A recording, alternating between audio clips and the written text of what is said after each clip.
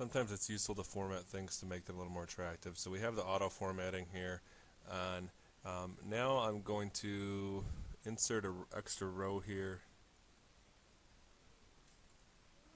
and I'm going to merge and center these. So to merge and center, you select the range you want to merge and center, and then you pick merge and center, and that will center that cell in the very middle.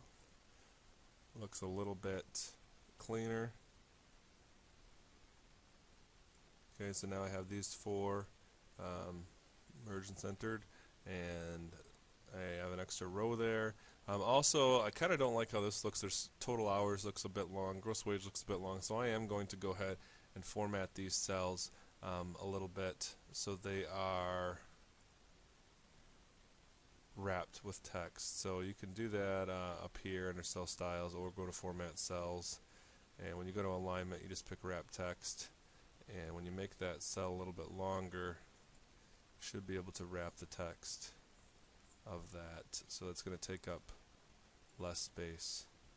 Okay, so you can do that with NetPay if you want to, but in this case that's not all showing up, so I'm just going to leave that wider, but those look a little bit better. So it looks a little bit cleaner now. The last thing you're going to do on this particular project is going to be add a graph, and then you're going to add some word art. So we'll do the graph first. It's up to you what type of graph you want to do, and you have the option. If you want to graph, you do have to graph employees. So first thing you do is pick employees.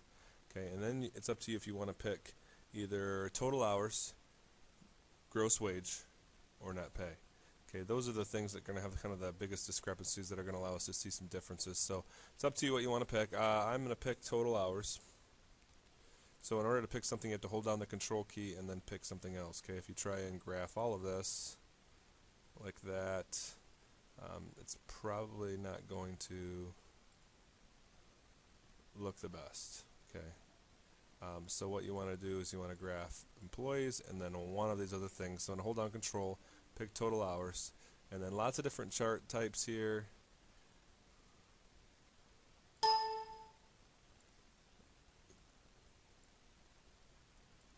Lots of different bar charts. I'm going to pick this 3D column chart over here, kind of like this one. Okay, the title is going to be, in this case, it's going to be weekly hours worked by Good Times employees.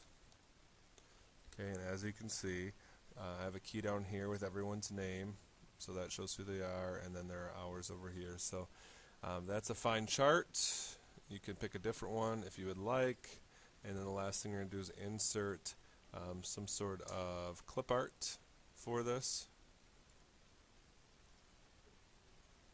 And since this has to do with movies, I'm going to type in movies and just pick a piece of clip art that would go with this. And if you don't like the color of the picture, you can right click on it and go to format picture. Lots of different things you can do there. You can fill the background of it, which I don't really want to do that. You can also recolor the actual picture, so change it to where it's a different color. It might stand out a little bit more depending on where you're going to place it. Okay, so I'm just going to place it up there.